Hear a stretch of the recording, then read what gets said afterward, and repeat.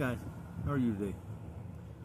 Well, this is Jeremy, and I've decided I'm going to do something a little different today. Most of the time I like to do tarot and divination or even numerology, but I'm actually going to tell the story of what happened to me. You know what I mean? It's been a couple of years, and I've just had the breakthrough of a lifetime. So, if you don't mind, go ahead and listen. You might like it.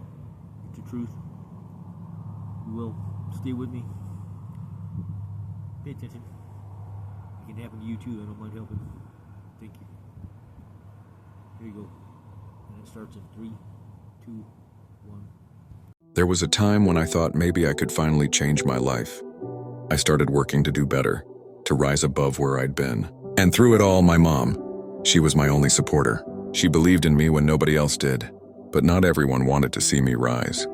My own brother, my own blood, turned against me. He tried to put me in prison. 16 years. 16 years of my life he wanted taken from me. Imagine that, your own family, your own blood trying to destroy you. And then, tragedy hit. My mom, the only one who stood by me, she passed away. Months later, my dad passed too. It was like the earth opened up and swallowed me whole. The only person who had ever truly stood in my corner was gone. I was left broken, angry, alone. Looked down for a beat, then back up. I had no money, no friends, no family I could count on. Everything I tried to do was blocked, stopped, shut down. People called me a liar. They told me I was crazy. They tried to isolate me, to convince me I was worthless. And I'll be honest, I started to believe it.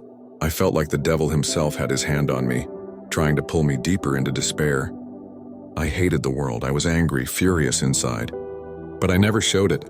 I held on to a fake positivity on the outside, but inside I was burning alive. That darkness lasted a long time. Days turned into months, months into years. Every door seemed locked. I was trapped in my own life, and I thought maybe I was losing my mind. But then, little by little, something started to change. At first, it was small. I noticed the little things, signs, moments of beauty, whispers of something greater. And then I began to hear it. A voice, not the lies, not the doubts, not the accusations of people who tried to tear me down. No, this voice was different. This voice said, "You are not crazy. You are chosen. People are jealous. That's why they fight you. That's why they try to isolate you." For the first time in a long time, I felt truth again. Every other time in my life when I started to listen, I dismissed it. I pushed it away, but this time I stayed open. I trusted the feeling, and the voice grew stronger. It said, "You have passed your trials. You are a bearer of light. Your enemies will be torn down. Not by your anger, but by your uplifting. Because when you rise, they cannot stop you." And that's when I said, enough is enough. I am not afraid. You cannot stop me. I will not live in the shadows of despair anymore. I started moving again. I started creating. I began to see my potential, to feel my gifts flow through me, my creativity, my spirituality, my purpose. And as I rose, I realized the truth. It wasn't me pulling myself up. It was God. It was God who stood by me when my own family betrayed me.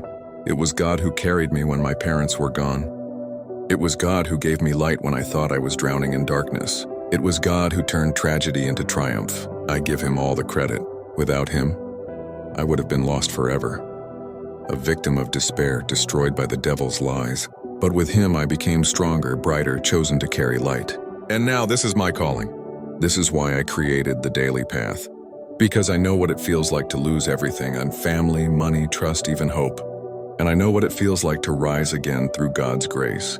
My mission is simple: to use the gifts he gave me to lift others, to show those who feel broken, lost, or trapped that there is still light, that your story doesn't end in tragedy, that God will carry you too, if you let him. I am here today not as a victim of what happened to me, but as living proof of what God can do. He took my despair and turned it into destiny. He took my tragedies and made them my testimony. And with the light he placed in me, I will help others rise, just as he lifted me.